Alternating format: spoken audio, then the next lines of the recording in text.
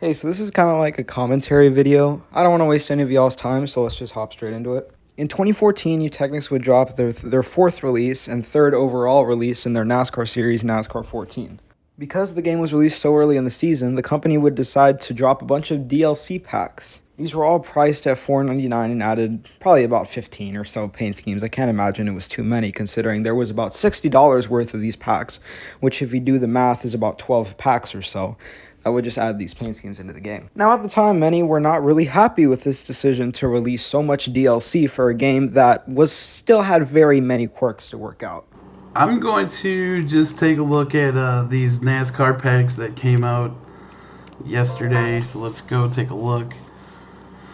I am not going to buy these. For everybody wondering, these packs they're $4.99 each.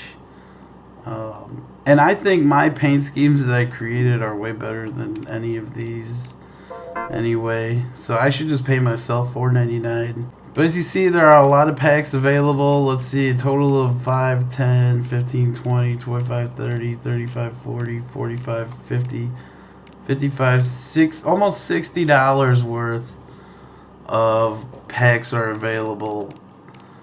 Now, to me, this isn't worth it. The game is still crap. There's the lag online, the servers sucking. Cautions bring out like where the packs are even more messed up than what they were. So yeah, I'm skipping out on all this stuff. I'm sorry, guys. I know I've been getting requests for getting them so I can show you guys the cars, but I've given this game company enough money. I bought the game for PS3 and Xbox 360, so you would think this would be free, just to say, hey, NASCAR fans, we've screwed you over long enough. Let's give you guys some free stuff to, say we're sorry for the internet and everything. But no, they want every dollar they can get. Now, over time, the game would receive patch after patch, just like it would receive DLC update after DLC update. The development cycle of NASCAR 14 would conclude in late 2014, as the game was pretty much finished and brought to the stable condition you can play today on Xbox 360, PS3, and PC. They would add schemes such as Jimmy Johnson's Patriotic car, Kevin Harvick's Outback Steakhouse scheme, and a fan favorite Dogecoin car belonging to Josh Wise. By the end of the year, things were pretty much perfect when it came to NASCAR 14. Well, I mean, that's up to your opinion. I know probably most of you will fucking hate these games. I personally like them, though. I still play NASCAR 14 to this very day. But that's besides the point.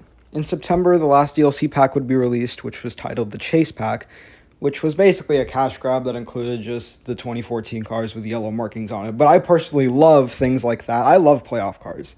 Like NASCAR Rivals did a playoff pack. I love that. iRacing, if you're somehow watching this video, please make a playoff pack. I don't care if it costs money. I freaking love playoff cars. But we're getting sidetracked.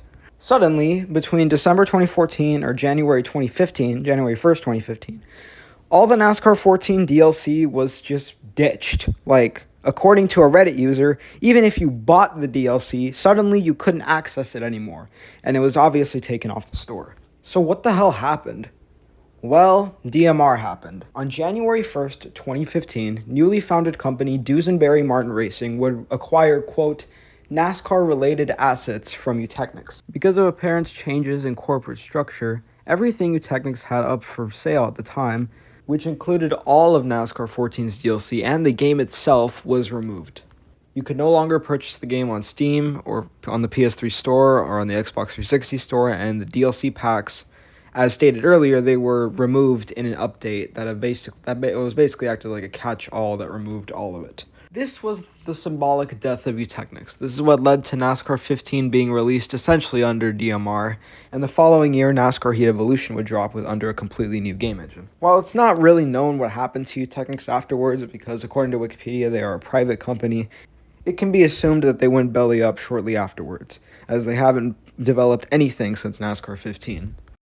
So that is the reason that when you boot up NASCAR 15 on your PS3 or Xbox 360, you only get the default schemes and the 2013 schemes from NASCAR 2013, as well as the reason why you cannot, even if you did own the NASCAR 14 DLC packs or NASCAR 2013 DLC for NASCAR Inside Line, you cannot download them to your console anymore. At least according to what that Reddit user said. Either way, they were all delisted. It was all delisted from the store following 2014. Now, normally this video would end on a sour note saying that, well, you're just shit out of water. You cannot retrieve the DLC for consoles. And you can't. However, on the PC side of things, you actually can retrieve and play the DLC for both NASCAR 2013 and NASCAR 14 thanks to the work of one man. Just last year in 2023, a Discord user by the name of Lutron figured out how to crack the code, basically, of the DLC that you could not retrieve from NASCAR 14 to 2013 and put it back into the game via a patch that you just download into your game file. Now, by purchasing an online game code for both NASCAR 2013 and NASCAR 14, which you can do right now via Amazon, you can actually access this DLC by downloading this content that he links in his Discord server. Though you can also access this link by going to What If Racing on YouTube.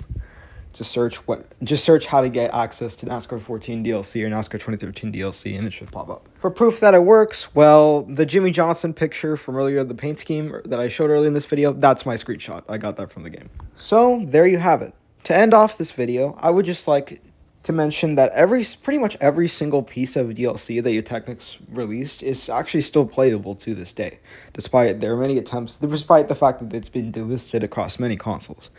Now, starting off with the 2011 DLC for NASCAR 2011, you could still use that DLC by getting a PS3, or if you already have a PS3, then you're done. It'll just upload on the title screen. This is because when the 2013 DLC released for NASCAR 2011, it was released as an update for NASCAR 2011 on PS3, but as DLC on Xbox 360. This means that when you just load up NASCAR from 2011 on your PS3, you can just download the 2011 update straight to your console. On Xbox 360, though, unless you bought the DLC beforehand, then you're shit out of luck. Unlike 14 or Inside Line, you can actually, if you still own the 2011 DLC for NASCAR 2011 on your Xbox 360, you can still play it. As for NASCAR Inside Line, while I'm not really aware if there was any extra DLC released for the 2012 season, as the game already comes with 2012 alternate paint schemes, there might have been. I'm not really sure. However, as far as the 2013 update, you can play both the 2013 update and all the extra paint schemes via the patch that I mentioned earlier in this video for PC. All you need to do is redeem the online code into Steam, download the patch update, and you're good. For NASCAR 14, you can play all the DLC, same thing as NASCAR 2013. And finally, the 2016 content for NASCAR 15 Victory Edition. While I'm not really sure if you can still access it on consoles, I seriously doubt it. However, you can go on Steam right now and buy NASCAR 15 for around $15 or so, and the game will come with the 2016 cars by default. With all that said, I hope you enjoyed this video, and I will see you next time.